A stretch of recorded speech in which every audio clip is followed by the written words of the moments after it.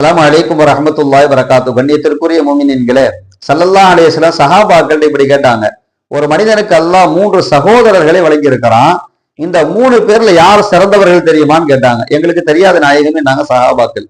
சொல்லிட்டு ஸல்லல்லாஹு அலைஹி வஸல்லம் முதலாவது சொன்னாங்க, ஒருத்தர் வஃபாத் ஆகுறாருன்னு வைங்களேன், அதோடு முதலாவது சகோதரர் சென்று விடுவார் அப்படின்னாங்க.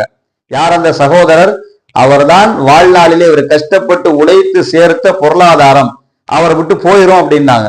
2வது சகோதரர் கபர்ல வருவார், அவருக்கு தேவையான எல்லா வேலையும் செய்வார், கஃபன் தஃபனுடைய வேலைகளை முடித்து விட்டு அவரும் சென்று விடுவார், அவர்தான் அவருடைய குடும்பத்தார்கள் உறவுகள் அப்படின்னாங்க ஸல்லல்லாஹு அலைஹி வஸல்லம். 3வது சகோதரர் யார் தெரியுமா?